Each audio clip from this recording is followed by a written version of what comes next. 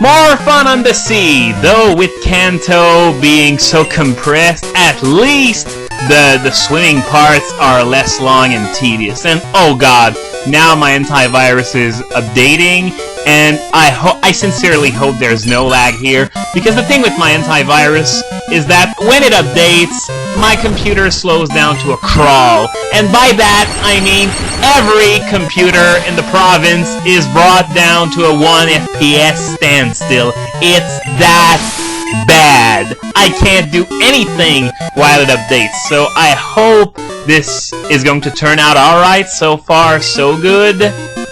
But yeah, updating that thing takes so long, and it just slows down my computer so much, and for long period of times you can see it doesn't download anything at all, yet the computer is still as slow as ever.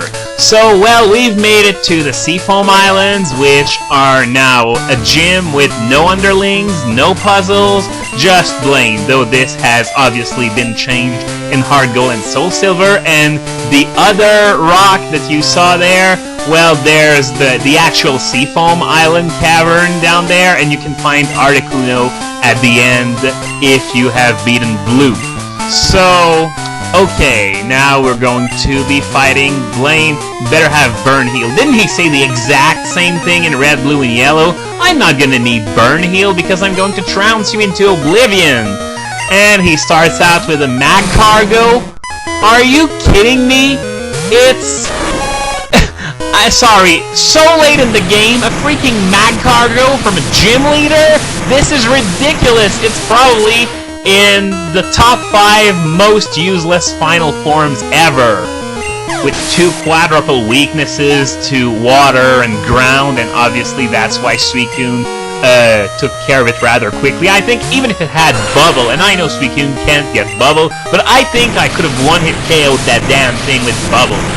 So level 45 Magmar now, and this should really be a joke as well, though it's still a lot more threatening than a freaking Mag Cargo.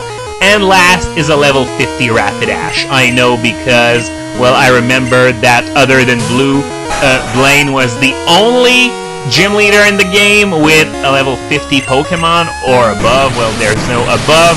That's as high as you're gonna get, a level 50 Rapidash. But level 50 or not, well, type advantage, I win, blah blah blah, give me the badge, thank you very much, I'm going on to the next gym. Except, I'm not going to do that quite yet, because even though I can take on Blue right now, I will actually clear out the rest of Route 20 as well as Route 19. Shouldn't take too long, and oh, there's a guy who came in here. Is that the guy who supposedly gives me advice in quotes for every gym? And yeah, not gonna happen in this lifetime, fella. Oh yeah, what's his excuse now? Cinnabar Gym was gone, so I didn't know where to find you.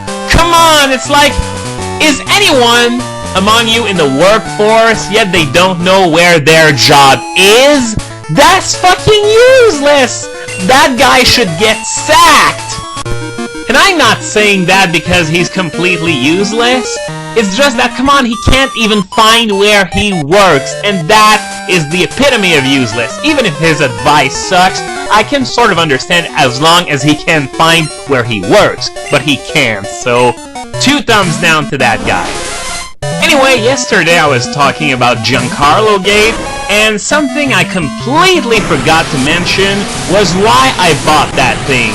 And it was because, actually, Bulbagarden had an article on the supposed Twitter account of the Pokémon Company, and so, well, it wasn't on Serebii, but if something's on Bulbagarden, you can pretty much assume it's fact as well, because, well, Bulbagarden, for those of you who aren't familiar with it, it's a pretty big fan site. It's not quite Serebii, but there are still a lot of things you can find on Bulbagarden that you can't find on Serebii. So, yeah, it's a major fan site, so I would have assumed that if it was on Bulbagarden, it would have been true, but it was suckered in just like the rest of us. And the reason why I thought it was normal that it wouldn't be on Serebii was because of the time of the day, because Serebii, for those of you who don't know, is British, so I imagine that, you know, with 5 hours of difference between here and the UK, well, Serebii could be asleep, and obviously he can't update the site while he's asleep. So I imagine, well, okay, he's probably gonna talk about it tomorrow, but nothing. In fact, of course he wasn't gonna talk about it, because everywhere else where it had been covered, instead I find this gigantic Giancarlo clusterfuck. And apparently, Bulbagarden has updated recently. Apparently, it really wasn't Giancarlo who did this. And, I don't know exactly the specifics why they came to that conclusion, but apparently it's not Giancarlo who did it, so now I'm pretty glad I didn't chew him out like I was planning on doing. With that being said, I hope we found out who was really behind this eventually. Now, at the end of the last video, I hinted at something having to do with Nintendo of Greece. And if you've checked Bulbagarden lately, then you'll know that Nintendo of Greece organized a tournament earlier this year through Wi-Fi, and there were some pretty interesting things when it came to the rules. Usually in Nintendo-sanctioned tournaments, the ban list goes as follows. All the Pokemon that are traditionally considered uber, you know, like Kyogre, Groudon, Rayquaza, Mewtwo, that kind of stuff, and Pokemon that are only obtainable through events. But in this particular tournament, there were a few exceptions to that. In fact, Jirachi was completely allowed. Why? I don't know, because Serebii wasn't allowed, and Land Shaman wasn't allowed either. But here is where it gets interesting. Wobbuffet was banned. I'm not making this up. A Nintendo tournament in which Wobbuffet was banned. I think this is a first. And then there's also Latias and Latios. They were allowed without the Soul Dew, but you couldn't have both of them at the same time. Now, given the community's tendency of judging whether a Pokemon is uber on an all-or-nothing basis, this isn't something we would find Smogon doing anytime soon, but still, it's a pretty interesting restriction that, well, once again, it hints at Latias and Latios being a wee bit too strong even without the Soul Dew. Not that I think Latias is actually uber, but Latios definitely is, though.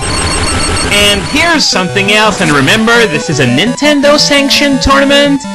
Garchomp was allowed, but not in the same team as Tyranitar or Hippowdon.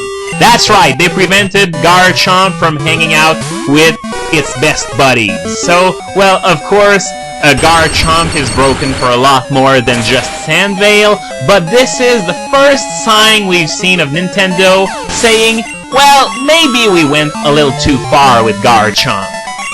Of course, not everything was perfect. They didn't allow Serebii or Land Shaman, and there was also the archaic item clause that was in effect.